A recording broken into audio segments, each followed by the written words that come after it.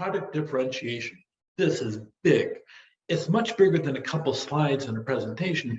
It really is the thriving heart of capitalism. People sit down and they do one thing extra to sit down and gather an edge on the market. It really is that thing that really drives innovation, the opportunity to grab more market share, make more profit as a company or as an individual. It's huge. It is a prime driver within the concept of capitalism altogether, which is why the United States sits there and leads the world in so many areas across many, many, many different spectrums of service and product development as you come through.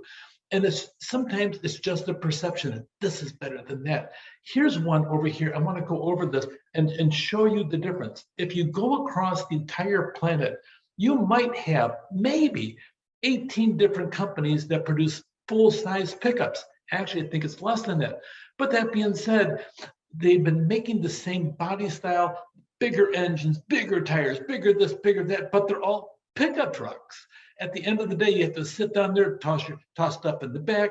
You might have a longer cab, you might have a shorter cab, longer bed, shorter bed, whatever, until GMC came out with this in 2019. And even now, at the time of this recording, this is still a big thing. And I don't even like pickup trucks.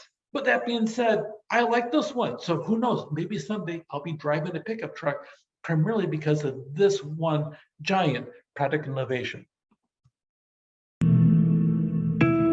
Hey everybody, welcome to Newfoundland, where we are testing out the 2019 GMC Sierra, which is loaded with all kinds of cool features, perhaps the coolest being this new Multi-Pro rear tailgate, which is like a tailgate within a tailgate. There are a lot of different ways to use it. I'm going to walk you through some of the cooler ones. So, of course, you can just open it up like a normal tailgate. It's got a soft open so it doesn't come slamming down. Once this is open, you can then lift up this internal gate here, which can use as like a backstop for a bed extender. So if you've got maybe some sheets of drywall or something like that, slide them in here and this will keep them from flying out the back. Now push the upper button here and the inner tailgate opens, and now this becomes a nice easy step for climbing up in here and loading things into the bed. But if you're loading things and you want to get a little bit easier in there, you can flip that up, and now I can actually step through the tailgate to some degree and slide things in. This may not seem like much, but this actually makes it a lot easier to load things into this without having to worry about leaning over the tailgate.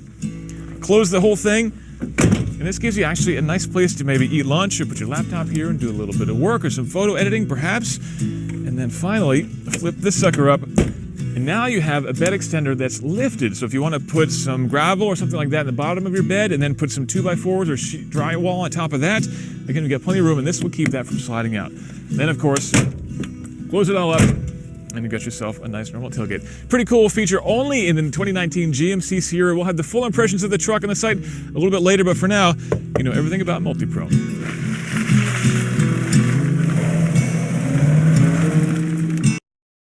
So you look at something like that, they're making a small innovation, except it's really huge. For people like me, I hate crawling up into bed of a pickup truck, but this one's got a step. I can just step on and go in.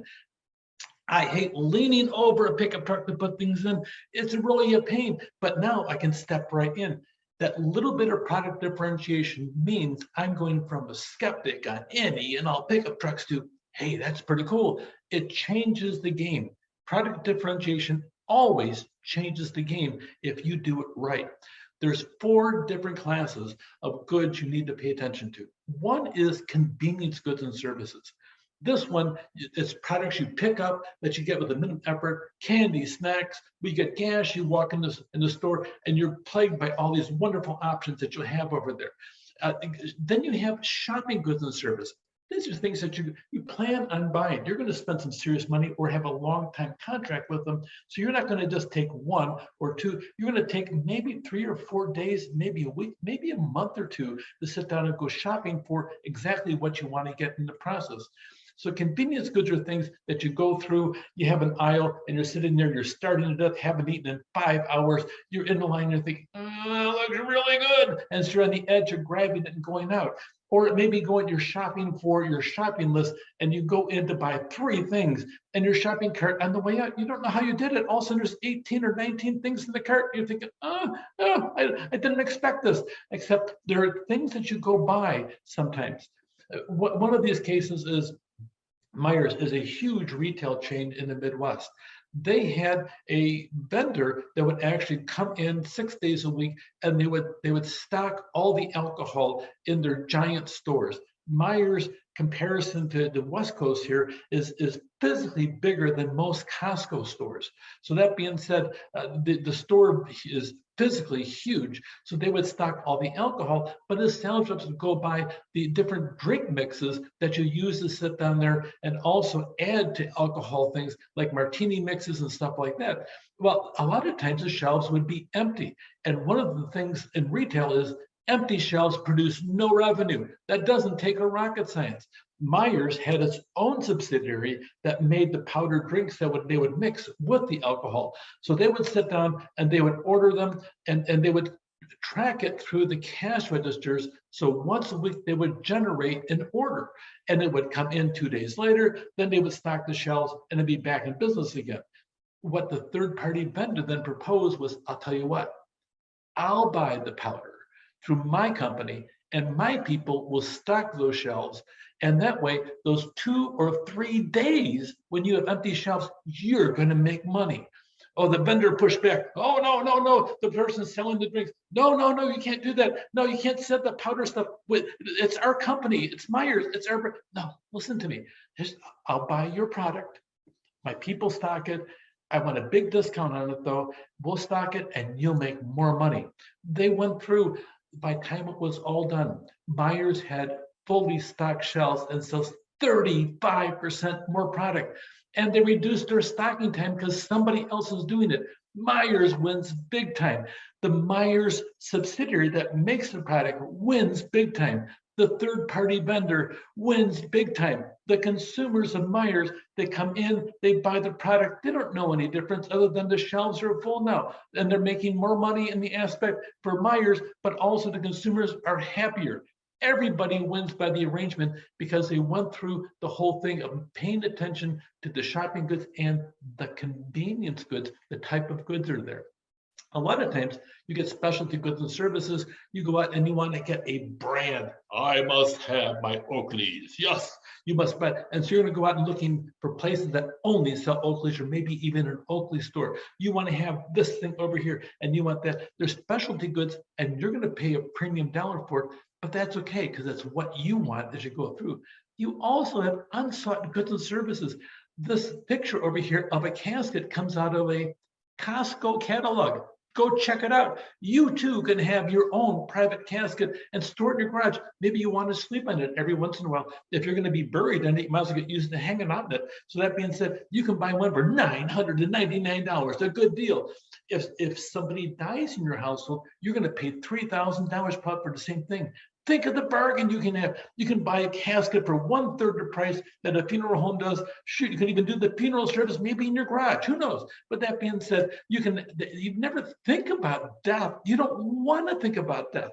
But that being said, it's called an unsought good and service, a car towing service. If you pull your cell phone out, you probably don't have a phone number for your car towing services. You don't think about it because you never hope or pray that your car will break down in the process. And the other one is insurance. Oh my God, you don't want to even think about talking to an insurance person because of the fact that those go on and on and on about the wonders of life and death and health and whatever else they're selling. Those are called all unsought goods and services. And there's a big profit margin there, a fabulous place to be. What about for your dogs? Look at all these different things for your dogs. You can get your dog on your own private wine label. That way, when you wine, your dog can wine with you in a different way. Doggy daycare camp. Yes, they even have a bound journal where your dog can sit down and put his paw on there to validate what happened that day. You have all kinds of different things, their own bark box. How would you classify this thing? A beauty rest. A beauty rest, it isn't a specialty item. It really is a good shopping item. A Honda Accord is a specialty item because you have to go to a Honda dealer. A McDonald's Big Mac is something very casual that you go through, or your Rolls Royce is a little bit different category. There's very few people that will sell a Rolls Royce, so it's a super specialty luxury item. And Oreo cookies, those are fabulous. Too often, when you go by with your shopping cart, you see one of those babies that's sitting there on the shelf. Say, oh yeah, I want one of those, and you put it in your cart, and it's inappropriate because you know darn well the calories are nothing but bad things, except when you eat an Oreo. And the way you're supposed to eat an Oreo is you take the Oreo in your hand, you twist it, you lick off all the frosting, and then you dip the rest of it in milk and then eat it. That's the proper way. And really, I mean, seriously, that's what this class is all about. We do different things. We give you all kinds of advice, including on how to eat Oreo cookies. Harvard University degree certainly is something very specialized. And every once in a while, a weird idea creeps through the system. They were selling pet rocks. You see here that they sold pet rocks in a nest. You could name your rock. They even had leashes for your rock to take your rock on a walk down the street. Then they came out with, instead of baseball or football trading cards, they had gross kid with all kinds of different appendages hanging extra, zits and everything else, called them garbage pail kids. They have mood rings. You sit down there and have this ring on, and your ring changes colors according to your mood. Huh? Really? Seriously? And then chia pets. They even have president-shaped chia pets. Every president always gets one, and they're always honored to have this ugly-looking red clay thing that grows green hair. Like, oh my gosh, talk about a hair-raising experience. Okay, so you have all that. And then you have a different thing. Keep in mind, there's a difference between consumer goods and in the 4 categories of consumer goods and industrial goods, and when it's all done. Industrial goods include installation, capital items, and different kinds of equipment. The price tags for industrial goods can be very, very expensive compared to consumer goods. So there's different kind of categories as you go through the process. And you look at the closeout here, is that product differentiation is big. Know the definition to it, not just for us, for our tests that we may have, but that being said, product differentiation drives innovation and especially drives so much of capitalism and drives America. Know the 4 different types of goods and services that we have: convenience, shopping, luxury, and unsought goods. They are part of your life, whether you like it or not, or even think about it. There are different ways to shop, different ways to buy, and different ways to sit down there and get a good deal. Industrial goods, installation, capital, and accessories. Take care.